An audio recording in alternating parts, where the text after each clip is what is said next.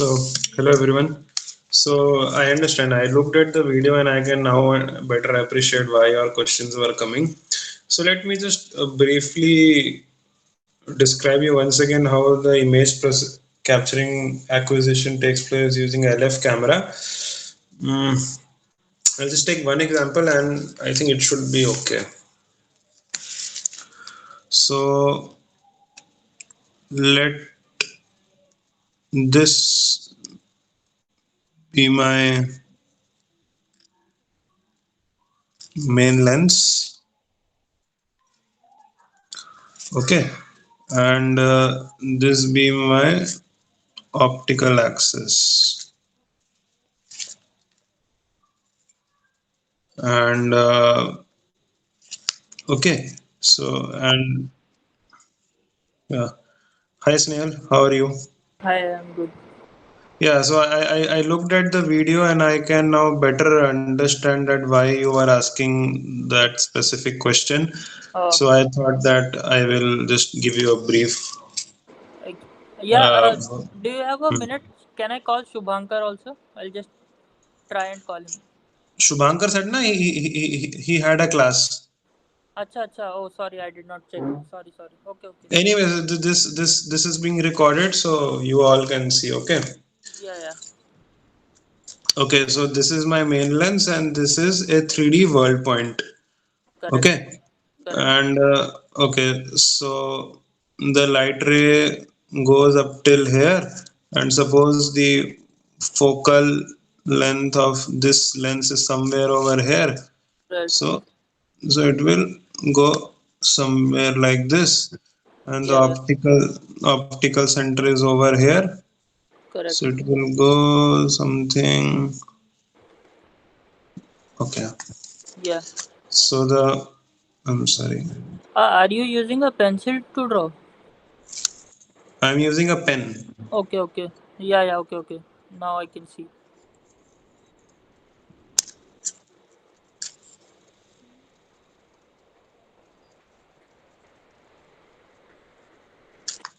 Hmm. Yeah. Correct. So and let my sensor be here. Okay. So this is just class 11th and 12th ray geometry. Right. And let me just draw some more rays. It goes here. So these are some more rays, and all of them will converge over here. Mm, yeah, Right. just a minute. It's in focus now. Yeah. So let me just draw some more rays. Go over here, and it will go. Then from here, let me draw some more rays. Hmm. It will go over. It will become clear that why I am drawing so many rays. Yeah, yeah. Okay, so let me draw some more rays.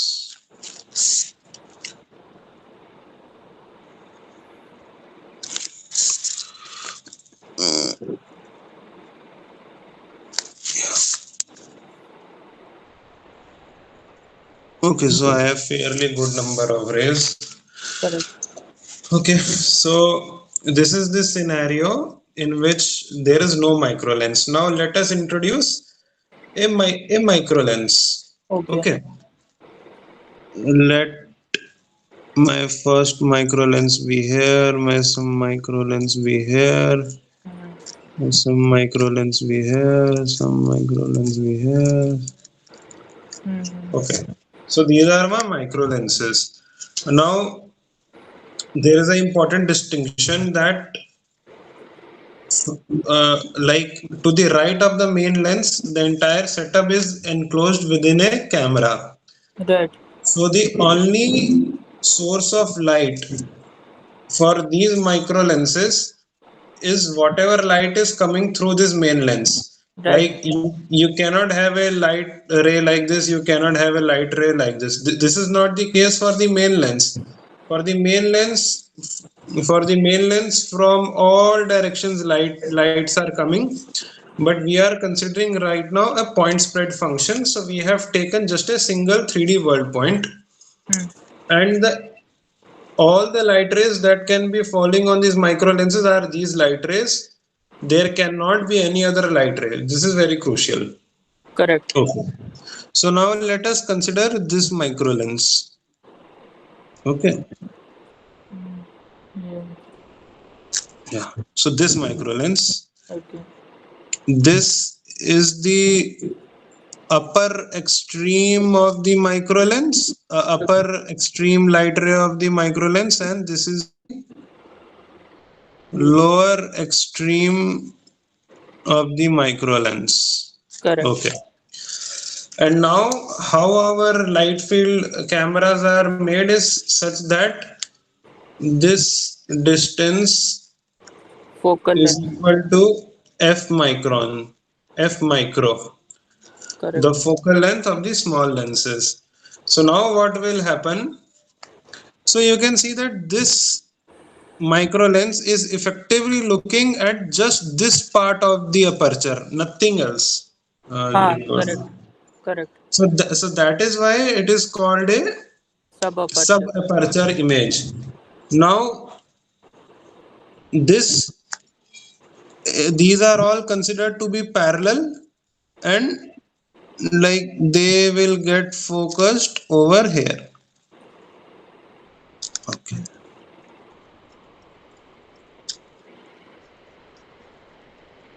Yes. Okay. Right.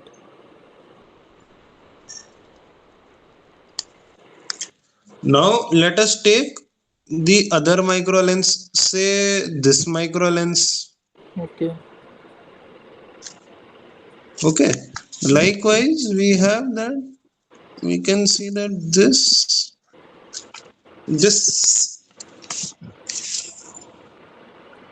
Yeah. There.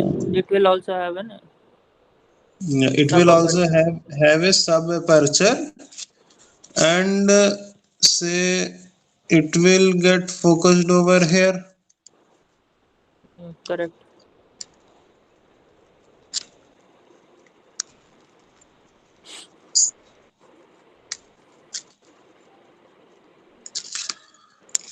So we can see the importance of the micro lens. When there was no micro lens, for a single 3D world point, given that it is under focus, it was being mapped to a single point on the sensor. Correct. But so far we have considered two micro lenses. Now, as soon as we include the micro lens array, we get two images. Mm-hmm. And if we have say a 10 cross 10 grid, we will have 100 images. Right. If we have a 14 cross 14 grid, we will have 14 cross 14 images. Yes.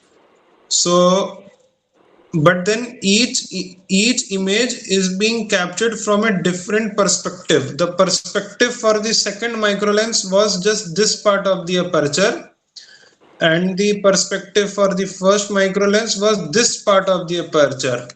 Correct. So now these micro lenses are located using u comma v. Okay. But see, all these images are with respect to a single 3D world point, and hence both of them will have the coordinate x comma y, Yes. spatial location. But it will have say u1 and v1, and this will have u2 v2. Wait. uh, XY is the coordinate on the sensor, right? no. It's not the coordinate on the sensor. X and Y relate to the spatial world. So both both these images Right. are of the same 3D world point, Okay. they will have the same spatial look, same spatial x and y, but different angular, because one of them is being captured from one perspective and another one is being captured from another perspective. Okay. So that is why both these images will have same spatial coordinate but different angular coordinate. Oh, no, no. So basically, that point, that 3D scene point, it will, Mhm. it will now, because we consider two lenslets. So Haha. U1 V1 and U2 V2 will be two images, two sub images on the Yes. grid, and in those sub images, it will have the location XY only in both sub images. No, no. So they are falling at different position. You can see that this image is being formed at this part of the sensor and this image is being formed at this part of the sensor, so they are spatially apart. But then like let me draw some another 3D world point also. Okay. Now for this 3D world point, let's consider these two lenslets only. Hmm. Suppose its image will come over here and it will come over here. Okay. Okay, so now this will be again U1 V1 and this will be again U2 V2, Right. but then both of them will have the same spatial coordinates, say x dash y dash, but Okay. this x dash y dash is different from this xy. Okay. Okay. Okay. So this and this is same, Okay. this and this is same, Uh-huh. but this and this are different. Okay. Okay. Okay. Okay. Okay. But then all of these are being formed at different parts of the sensors. Okay. Okay. Okay. So now I hope you are able to better understand the 4D representation of a light field. Now, if you read the paper and if you see the video, I think things should be okay. Yeah. Just one more thing. Can you draw the big image pattern that comprises of small images on the sensor plane? How U and V and X and Y will form on that? Okay, yeah. So, okay, yeah. Like So, basically a big grid and yes, there are small sub images. I get your point. So let this be my sensor. Yeah. Yeah. Okay. Mm-hmm. Let us say that we have a 3x3 grid. Okay, like suppose we had 3x3 micro lens array. Okay. Correct. So 1, 2, 3, 1, 2, 3. Correct. So all of them. So this is the exact sensor. This is the exact sensor, like the sensor of the camera. All of them are going to have xy equal to 1 comma 1, but then this will be I'm just this will be u1, this will be u1, this will be u1, this will be u2, u2, u2, u3, u3, u3. Okay. Let me just focus it. Okay, I should have written over here, and this will be v1, v2, v3, u1, u2, u3. You forget about these things. Mm-hmm. Not just adjacent to it. I mean, this is not how exactly it happens in a commercial LF. There will be several other things such as devignetization, rotation correction, hexagonal to rectilinear mapping. But let's remove these. Just a Let's not. minute. This Huh. that you are drawing, this is prior to decoding, right? Yeah, this is prior to decoding. Okay.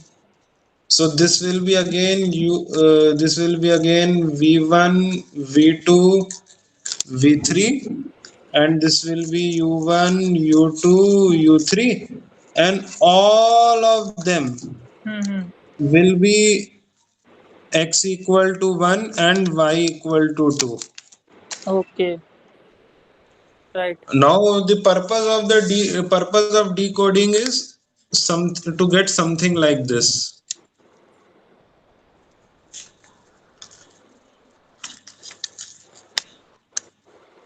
This is image 1, this is image 2, this is image 3, 4, 5, 6, 7, 8, and 9.